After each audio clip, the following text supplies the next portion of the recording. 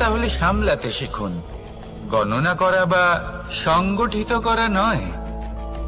আসুন আর আমার সাথে ভালোবেসে বলুন, রাধা রাধা। এই জীবনে আমাদের দুজন সঙ্গী, এক হলো অন্ধকার আর এক হলো প্রকাশ। এবার যখন এই অন্ধকারে আমরা প্রদীপ জ্বালাই, সেই প্রকাশের জন্য অন্ধকার আমাদের উপর রুষ্ট হয়ে চলে যায়। এবার যদি অন্ধকারকে খুশি করতে যাও, তাহলে প্রকাশ আমাদের উপর রুষ্ট হয়ে চলে যায়। এ হলো ঠিক সেই পরিস্থিতি যে আমাদের দুই বন্ধু, তাদের মধ্যে সদ্ভাব নেই। যদি কোনো একজনের মান ভাঙাতে বা খুশি করতে যাও, তাহলে দ্বিতীয়জন অবশ্যই রুষ্ট হয়। সেই অবস্থায় আপনাকে বোঝদারের মতো কাজ করতে হবে, যে কখন কাকে সমর্থন করতে হবে, কখন কার সাথে চলতে হবে। যদি পারেন তাহলে সকলকে একসাথে নিয়ে চলবেন। যদি কোনো মানুষের মধ্যে বনিবনা না হয়, তাহলে তাদের মধ্যে সামঞ্জস্য বজায় রেখে সংসারের রীতিনীতির চক্র চালিত করা, এটাই তো হলো মনুষ্য জীবন। এবার এটা কিভাবে করা সম্ভব? শুধুমাত্র প্রেমের দ্বারা।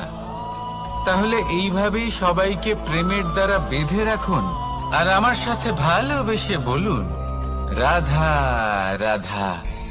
কিছু মানুষ বড়ই বিচিত্র হন, এমন ভাবে জীবনযাপন করেন যেন তাদের কোনোদিন মৃত্যুই হবে না। নিজেদের অহংকারের বশে একটা কথা ভুলে যান, যে যতই তারা নিঃশ্বাস নিচ্ছেন, যতই তারা জীবনযাপন করছেন, ততই তারা মৃত্যুর দিকে এগিয়ে চলেছেন। কারণ আমাদের এই জীবন তার নিঃশ্বাসের উপর নির্ভরশীল। নিঃশ্বাস চলছে মানে জীবন চলছে। নিঃশ্বাস যদি থেমে যায়, তাহলে জীবনও থেমে যাবে।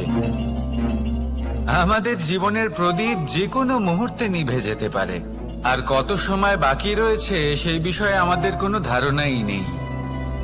তাই যে মুহূর্ত আমরা এখন যাপন করছি, সেটার সদ্ব্যবহার করে নেওয়া যাক। কোনো শুভ কর্ম করে নেওয়া যাক, এমন কোনো কর্ম যার দ্বারা আমাদের ব্যক্তিত্বতে এমন এক চমক আসে যে আমাদের মৃত্যুর পরেও এই সংসার আমাদের চিরস্মরণীয় করে। কারণ একটা কথা ঠিক, মৃত্যু হলো একটা অটল সত্য। তাকে মেনে নিতেই হবে, স্মরণীয় করে রাখতেই হবে।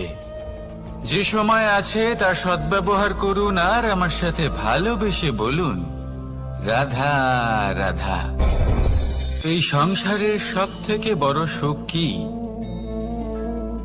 কেউ বলবেন নিজের লক্ষ্য প্রাপ্ত করা, কেউ বলবেন ধন উপার্জন করা, কেউ বলবেন নিদ্রাই সব থেকে বড় সুখ, কেউ বলবেন রাজ্য লাভ করা, আবার কেউ বলবেন মাতার হাত থেকে খাবার খাওয়া,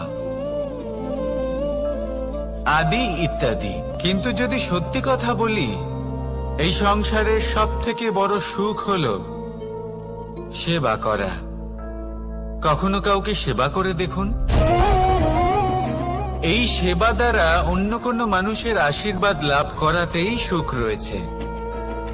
আপনার সেবা ভাব দ্বারা যখন কোনো মানুষ নিজের অন্তরাত্মা থেকে আপনাকে আশীর্বাদ করে, তার থেকে বড় সুখ আর কিছুই নেই। কারণ প্রত্যেক মানুষের মধ্যে ঈশ্বর বাস করেন। নরের সেবাই হলো নারায়ণের সেবা। নিষ্কাম সেবা করাই হলো সব থেকে বড় সুখ। তাই নিজের অন্তরে সেবার এই ভাব জাগ্রত করুন। যে সুখের কথা আমি বলছি, সেই সুখ অনুভব করেই দেখুন। এই মন সুপ্রসন্ন হয়ে বলবে, রাধা রাধা।